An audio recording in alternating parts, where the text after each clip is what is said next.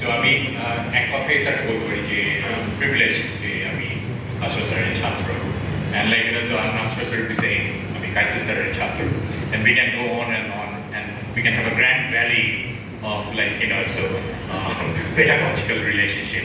So my job is bit official and I'm going to read out the quote-unquote official bio, even though like he needs no introduction.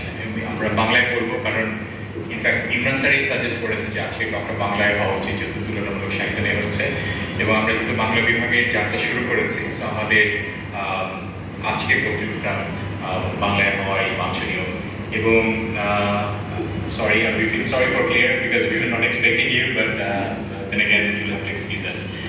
So, Asfar Hussain, আন্তর্জাতিকভাবে পরিচিত Bangladeshi American তাত্ত্বিক, সমালোচক, academic, দ্বিভাষিক লেখক, কবি, অনুবাদক ও জনবুদ্ধিজীবী ask for Hossain বর্তমানে মার্কিন যুক্তরাষ্ট্রে মিশিগানে গ্র্যান্ড ভ্যালি স্টেট ইউনিভার্সিটিতে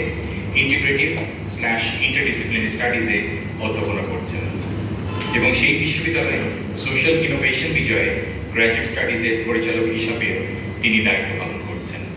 নিজ বিশ্ববিদ্যালয়ের অধ্যাপনার পাশাপাশি আসফার হোসেন মার্কিন যুক্তরাষ্ট্রের global centre for advance studies এর ভাইস প্রেসিডেন্ট হিসেবে বর্তমানে কাজ করছেন এবং সেখানে তিনি ইংরেজি, বিশ্ব সাহিত্য এবং ইন্টারডিসিপ্লিনারি স্টাডিজের অধ্যাপক। এছাড়া তিনি university of liberal arts Bangladesh ইউল্যাবে summer distinguished professor of English and humanities হিসেবে প্রায় প্রতি বছর পড়িয়ে থাকেন। আসফার হোসেন ইংরেজি সাহিত্যে কালচার স্টাডিজ, এথনিক স্টাডিজ পড়িয়েছেন যুক্তরাষ্ট্রের Washington state university, bowling green state university এবং ওকলাহোমা স্টেট ইউনিভার্সিটিতে। পড়াশোনা করেছেন ঢাকা বিশ্ববিদ্যালয়ের ইংরেজি বিভাগে, যেখান থেকে তিনি শীর্ষস্থান অধিকার করে স্নাতকোত্তর ডিগ্রি লাভ করেন। পরে ওয়াশিংটন স্টেট ইউনিভার্সিটি থেকে ডিস্টিংশন সহ তিনি ইংরেজি ও বিশ্ব সাহিত্যে এমএ ও ডক্টরেট করেন। বাংলা ও ইংরেজি উভয় ভাষায় তিনি লিখে থাকেন। ভাষা, সাহিত্য, সাহিত্য তত্ত্ব, সংস্কৃতি, দর্শন, ইতিহাস, রাজনৈতিক অর্থনীতি, রাজনীতি সংক্রান্ত বিষয়ে তিনি কয়েকশো প্রবন্ধ ও নিবন্ধ লিখেছেন, যেগুলো বিভিন্ন সময় দেশে ও বিদেশে প্রকাশিত হয়েছে। বেশ কয়েকটি ভাষা থেকে তার ইংরেজি অনুবাদও প্রকাশিত হয়েছে আন্তর্জাতিকভাবে।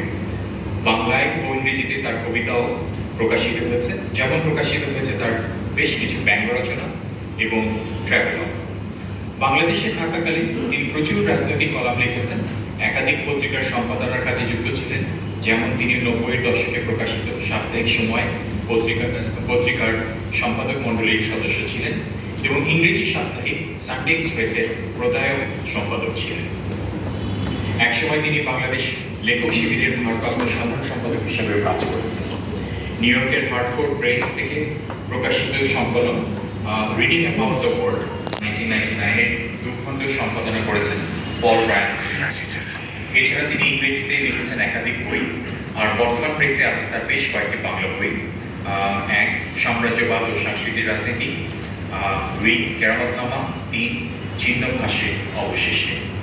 যুক্তরাষ্ট্রের কলম্বিয়া ইউনিভার্সিটি প্রেসের সঙ্গে আন্তঃশাস্ত্রবিদ্যা বিষয়ে তার একটি বই প্রকাশের চুক্তি স্বাক্ষরিত হয়েছে। তার সাম্প্রতিক প্রকাশিত বই দর্শনাখ্যান পাঠক মহলে বেশ সাড়া জাগিয়েছে, যেমন একইভাবে সাড়া জাগিয়েছে তার সর্বশেষ প্রকাশিত বই পাঠ, শব্দ ও নৈশব্দের রাজনীতি।